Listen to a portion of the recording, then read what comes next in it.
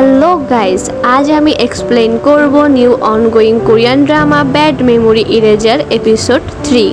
আগের এপিসোডের লিংক আমার ডিসক্রিপশনে দেওয়া আছে, ওখান থেকে দেখে আসো।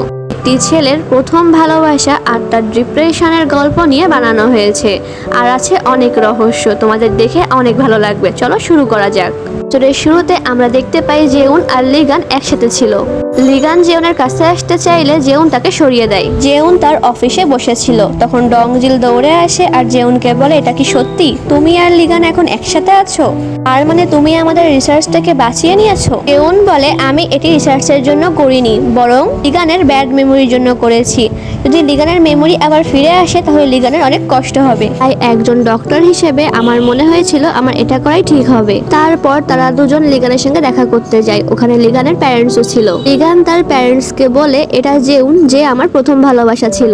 লিগানের প্যারেন্টস জেউনকে তাদের কাছে বসায়, তাদেরকে জিজ্ঞাসা করে, এসব কি সত্যি? তোমার আর লিগানের প্রথম দেখা কবে আর কিভাবে হয়েছিল? তো লিগান বলে, যখন আমি 13 বছরের ছিলাম আর জলে ডুবে যাচ্ছিলাম, তখন জেউন আমাকে বাঁচিয়েছিল, আর এটাই ছিল আমাদের প্রথম দেখা। তো লিগানের প্যারেন্টস অনেক খুশি হয়ে যায়। জেউন বলে, আপনারা আমার সাথে এত ভালো ব্যবহার করবেন না, কারণ আমি আর লিগান এতটাও ক্লোজ না যতটা আপনারা ভাবছেন। লিগান বলে, এটা তোমাকে কে বলেছে? তুমি আমার জীবনে অনেক গুরুত্বপূর্ণ একজন মানুষ। তারপর আমরা জেউনকে বাইরে দেখতে পাই, যে বলছিল এমন হতে দেওয়া যায় না, আমার লিগানের সঙ্গে সবকিছু ক্লিয়ার করতে হবে। কিন্তু লিগান এখন কোথায় আছে? তখন লিগান ওখানে হিরোর মতো এন্ট্রি নেয় আর হাতে গোলাপ ফুল নিয়ে আসে, কারণ লিগান জেউনকে প্রপোজ করতে চেয়েছিল। জেউন এটা দেখে চমকে যায় আর বলে, প্লিজ আমাকে প্রপোজ করো না।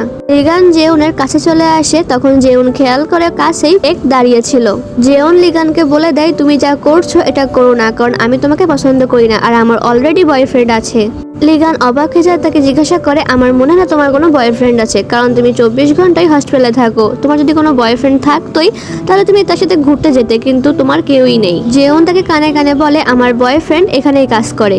তখন তেও জেউনের নাম ধরে ডাক দেয়। তখন জেউন আর লিগান তেওয়ের দিকে তাকায়, আর লিগান বুঝে যায় জেউনের বয়ফ্রেন্ড হচ্ছে তেও, আর লিগান স্যাড হয়ে যায়।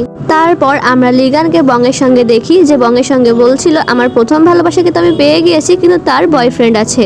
তারপর লিগান জেউন আর তেওকে একসঙ্গে দেখে নেয়। তারা একটি রুমে যাচ্ছিল, তখন লিগান তাদেরকে দেখার জন্য অনেক ফানি ভাবে উপরে উঠে যায়। তারপর আমরা লিশিনকে পুলিশ স্টেশনে দেখি, যাকে অনেক জিজ্ঞাসাবাদ করা হচ্ছিল। পুলিশ তাকে বলে, যখন লিগান সুইসাইড করার চেষ্টা করেছিল তখন তুমি ওখানে ছিলে? লিশিন বলে, হ্যাঁ।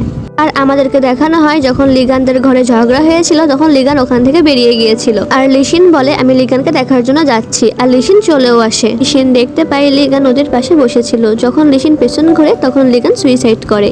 আর লিশিন এগুলো সেই পুলিশকে বলছিল। পুলিশ তাকে বলে, কিন্তু ওখানে সেভ করার জন্য লোকজন আসার আগেই তুমি লিগানকে বাঁচিয়ে নিয়েছিলে। লিশিন বলে, হ্যাঁ। আর তখনই হংজো ওখানে চলে আসে। হংজো পুলিশকে বলে, লিশিন যে এজেন্সির হয়ে কাজ করে, আমি তার সিইও, আর আমি লিশিনের উকিলও হই। তারপর সে পুলিশকে নিয়ে বাইরে আসে আর বলে, আপনার এই কেসের ব্যাপারে বাইরের মিডিয়ার সামনে বলা উচিত নয়, কারণ আর কদিন পরে লিশিন আমাদের দেশকে রিপ্রেজেন্ট করবে। লিশিন আর হংজো বাইরে আসে। লিশিন হংজোকে বলে, আপনি এমন কেন করলেন? কারণ আপনি চান আমি আপনার কন্ট্রাক্টে কাজ করি? হংজো বলে, হ্যাঁ, এমনই কিছু একটা ভাবো। তারপর তারা ওখান থেকে চলে যায়। আমরা তেও আর জেউনকে একসাথে বসে থাকতে দেখি। তেও তাকে একটি চাবির রিং দিয়েছিল, যেটা তেও তার জন্য প্যারিস থেকে এনেছিল। আর লিগান লুকিয়ে থেকে সবকিছু দেখছিল। তারপর সে দূর থেকেই তেওর উপরে জুতো ছুঁড়ে মারে। জেউন দেখে ফেলে যে লিগান এই জুতোটি ছুঁড়ে মেরেছিল। তখন জেউন রেগে যায় আর লিগানের দিকে তাকিয়ে থাকে। তারপর আমরা লিগানকে দেখতে পাই যে ক্যাফেট এরিয়াতে খাবার খাচ্ছিল। তখন ওখানে তেও আসে। পাশে বসে ছিল জেউন। তেও জেউনকে বলে, তুমি আমাদের সঙ্গে জয়েন্ট করো, কিন্তু জেউন বারণ করে দেয়। ওখান থেকে উঠে চলে যাচ্ছিল, কিন্তু তখনই তার সাথে একটি লোকের ধাক্কা খায়, আসে পড়েই যাচ্ছিল। লিগান তাকে ধরে ফেলে আর জিজ্ঞাসা করে, ঠিক আছো? কিন্তু তেও চুপ করে বসে থাকে, আরও বলে যে আমার কাজ আছে, এটা বলে সে চলে যায়। তখন লিগান বলে, দেখো, তেও তোমার জন্য একটু চিন্তা করে না, আর তুমি বলো ও তোমার বয়ফ্রেন্ড। জেউন বলে, এমন কোনো বিষয় না, আমি তেওকে অনেক পছন্দ করি। জেউন হাঁটছিল আর বলছিল, আমি তো তেওর সঙ্গে ডেট করতে চেয়েছিলাম, কিন্তু এই লিগান সবকিছু বিগড়ে দিল। জেউন বসেছিল আর ভাবছিল, লিগান তাকে বলেছিল 13 বছর বয়সে সে নদীর মধ্যে লাফ দিয়েছিল। তার মানে তার ভিতরে একটা ভয় চলে এসেছে, তাহলে সে একই কাজ আবার কিভাবে করতে পারে। আমরা লিশিনকে দেখতে পাই যে প্র্যাকটিস করছিল, তখন তার প্যারেন্টস ওখানে চলে আসে। তার মা তাকে বলে ভালো করে প্র্যাকটিস করো। তখন হংজু অনেকগুলো বল নিয়ে আসে আর সেগুলো সে লিশিনকে দেয়। লিশিনের মা হংজুকে বলে পুলিশ যে লিশিনকে ধরে নিয়ে গিয়েছিল এবং জিজ্ঞাসাবাদ করেছিল এটা আমাদেরকে বলনি কেন। হংজু বলে কারণ এটা খুব বড় বিষয় না। লিশিন বল সিগনেচার করছিল। তার মা বলে এগুলো কি? লিশিন বলে আমি বংয়ের স্কুলে বাচ্চাদের সঙ্গে দেখা করতে যাব, তখন এই বলগুলো দিব। লিশিনের মা বলে এসব কাজ ছাড়ো আর প্র্যাকটিসে মন দাও। আর আমরা দেখতে পাই বং তার স্কুলের স্টুডেন্টরা বলছিল তোমাকে সঙ্গে দেখা করার জন্য লিশিন আসবে। লিগানকে দেখি যে এজেন্সিতে এসেছিল এবং সে নিজেকে অনেক বড় একজন মানুষ ভাবছিল। তারপর সে মিটিং রুমে আসে আর সবার জন্য খাবারও নিয়ে আসে। লিগান দেখে হংজুর জুতোর ফিতা খোলা রয়েছে, তারপর সেটি বেঁধে দেয়। হংজুর কাছে আসে আর বলে তোমাকে আমার একদমই পছন্দ হয় না, আর আমার লয়ার আগেরটাই, কিন্তু তাও আমি এজেন্সির জন্য নিজেকে দান করে দিচ্ছি। হংজু বলে আমি শুনেছি তুমি অসুস্থ ছিলে আর তোমার ভাই তোমাকে বাঁচিয়েছে। লিগান সিওনের প্রোফাইল দেখছিল, তখন হংজু বলে চলো দেখি তোমার ভিতরে কত ট্যালেন্ট আছে। হংজু বলে তুমি সিওনকে তোমার এজেন্সিতে নিয়ে আসবে আর কন্ট্রাক্টে সাইন করাবে। যদি তুমি এটা করতে পারো তাহলে আমি গ্যারান্টি দিচ্ছি তোমার লাইফ টাইমের প্রমোটিং এর জন্য আমি কাজ করে যাব। লিগান বাইরে বের হয়ে আসে। সে বলে আমার হংজুরাকে একদম পছন্দ হয় না, কিন্তু সে কেন বললো যে আমার ভাই আমাকে বাঁচিয়েছিল? আমি তো সিঁড়ি থেকে পড়ে গিয়েছিলাম। আমরা লিগানকে হসপিটালে দেখতে পাই। নার্স তার কাছে আসে আর জিজ্ঞাসা করে ডকুমেন্ট কোথায়, তো লিগান তাকে বলে দেয়। নার্স ডকুমেন্টে নিয়ে বের হয়ে আসে। লিগানও তার পেছন পেছনে আসে। তারপর সে নার্সকে জিজ্ঞাসা করে তোর কি কোনো গার্লফ্রেন্ড আছে? নার্স না বলে। তখন লিগান নার্সের ডয়ারে সেই রিংটি দেখতে পাই। লিগান জিজ্ঞাসা করে তুমি এই রিংটি কোথায় পেয়েছো? এমন রিং তো তেওনের কাছেও রয়েছে। নার্স বলে যে হ্যাঁ, তেও বিজনেসের জন্য প্যারিস গিয়েছিল, তাই সেখান থেকে সবার জন্য এনেছে। লিগান বলে কিন্তু এগুলো তো অনেক সস্তা। নার্স বলে হ্যাঁ, ও অনেকটাই কঞ্জুস, এজন্যই মনে হয় ওর কোনো গার্লফ্রেন্ড নেই। জেওনকে দেখি যে রাস্তা দিয়ে হাঁটছিল আর সে চাবি রিংটিকে দেখছিল। তার পাশ থেকে যখন গাড়ি চলে যায় তখন অনেক জোরে হাওয়া তার গায়ে লাগে। গাড়ির মধ্যে লিশিন ছিল। তারপর সে গাড়ি থেকে নেমে দূর থেকে বলে তোমরা কি গাড়ি চালাতে পারো না? তার কাছে সেই সিগনেচার করা বলগুলো ছিল। সে বল নিয়ে দৌড়াচ্ছিল, তখন একটি বল পড়ে যায় আর জেওন সেটা ধরে নেয়। লিশিন তার কাছে যখন বল চাই তখন জেওন বলে তুমি কি পাগল হয়ে গিয়েছিলে? এত জোরে গাড়ি কেন চালাচ্ছিলে? তারপর জেউন লিশিনের কাছে বলটিকে ছুঁড়ে মারলে লিশিন বলটিকে ধরতে গিয়ে লাফ দিলে তার কাছে থাকা সমস্ত বল নিচে পড়ে যায়। তো লিশিন চেঁচিয়ে বলে আমার বলগুলোকে বাঁচাও। জেউন বলগুলোকে ধরার জন্য ওখানে শুয়ে পড়ে আর এটা অনেক ফানি ছিল। ওখানে জেউনের টিমমেট এসে বলে তুমি কি করছো? জেউন বাহানা করে বলে আমি এখানে স্ট্রেচিং করছি। তারা সবাই বলগুলোকে খুঁজে ব্যাগের মধ্যে রাখে আর তার মধ্যে জেউনের রিংটিও পড়ে যায় আর ব্যাগটি নিয়ে এসে চলে আসে। তো লিশিন জেউনের কাছে আসে আর বলে আমার ব্যাগ কোথায়? জেউন তাকে ব্যাগটি দেখিয়ে দেয়। লিশিন ব্যাগটি নেয় আর জেউন বলে এখান থেকে যাও, আমার কাজ আছে, এখানে কাউন্সেলিং হবে। লিশিন বলে আমিও কাউন্সেলিং এর জন্য এসেছি। তারপর লিশিন বলে যে তার পরিবার তার সঙ্গে কতটা খারাপ ব্যবহার করে।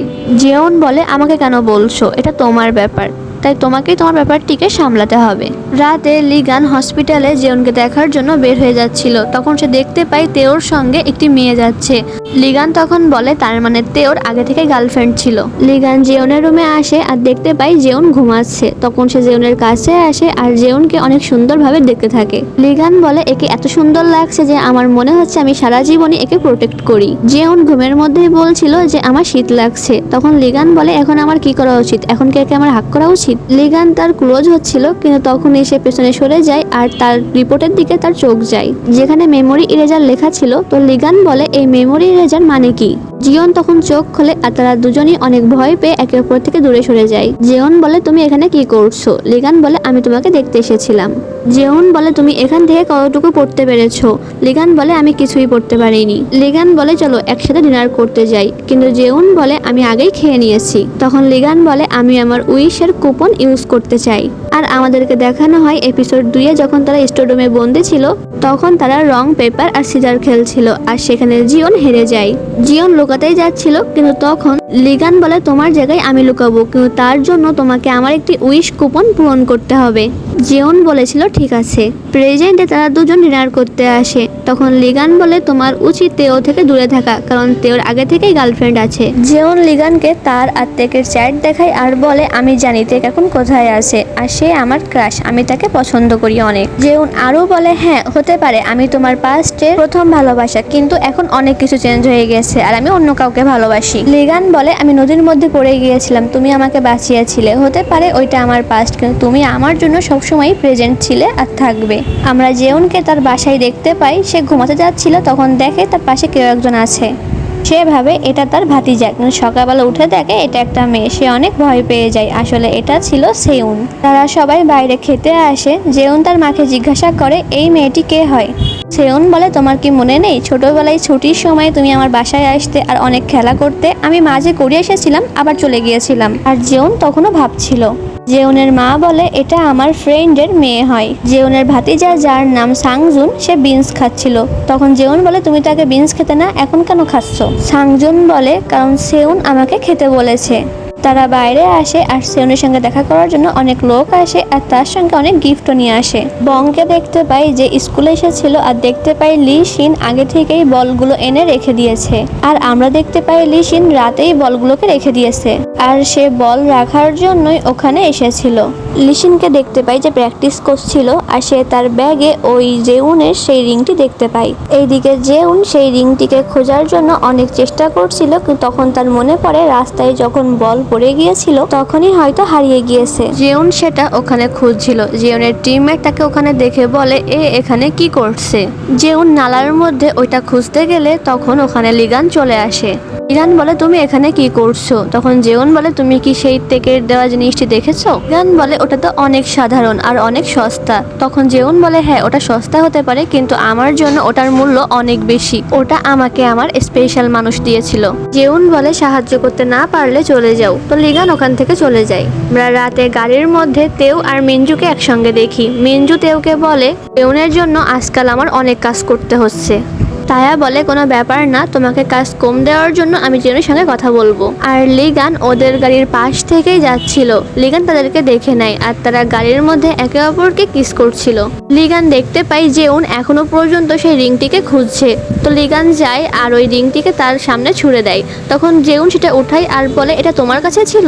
লিগান বলে আমাকে ক্ষমা করে দিও, তুমি অন্য কাউকে ভালোবাসো, এজন্য আমার অনেক জেলাস হচ্ছিল, তাই আমি এটাকে নিয়ে নিয়েছিলাম। লিগান তার সোয়েটার জেউনকে দিতেই যাচ্ছিল, কিন্তু জেউন তেওকে মেসেজ করে আজ অনেক ঠান্ডা। এটা দেখে লিগান তার উপরে সোয়েটারটি ফেলে দেয়। জেউন লিগানকে বলে কি হচ্ছে আর তাকে তার সোয়েটারটি ফেরত দেয় আর ওখান থেকে চলে যেতে বলে। জেউন ওখান থেকে চলে আসছিল, কিন্তু লিগান তাকে আটকিয়ে নেয়, কারণ তার পাশেই গাড়ির মধ্যে তেও আর তার গার্লফ্রেন্ড কিস করছিল। জেউনকে লিগান আবার আটকায়। জেউন বলে কি হচ্ছে তোমার? তখন লিগান বলে আমাকে প্রমিস করো যাই হয়ে যাক না কেন তুমি কষ্টও পাবে না আর কান্নাও করবে না। জেউন বলে আমি যেমন তেমন মেয়ে নই যে কান্না করব, আর এমন কিছু হয়নি যে আমি কষ্ট পাবো। লিগান জেউনকে আবার আটকালে জেউন বলে কি হচ্ছে কি, আমাকে টাচ করা বন্ধ করো। লিগান তাকে এবার সিরিয়াস ভাবে আটকায় আর বলে এবার আমি আমার মনের কথাই শুনবো, কারণ আমি চাই না তুমি কষ্ট পাও, আর তুমি কষ্ট পেলে তার থেকে দ্বিগুণ বেশি কষ্ট আমি পাবো। আমি এতদিন তোমার কাছে আসার অনেক চেষ্টা করেছি, আর এখানেই এই এপিসোডটি শেষ হয়ে যায়। তো পরের এপিসোড দেখার জন্য আমার চ্যানেলটিকে সাবস্ক্রাইব করো। Bye bye.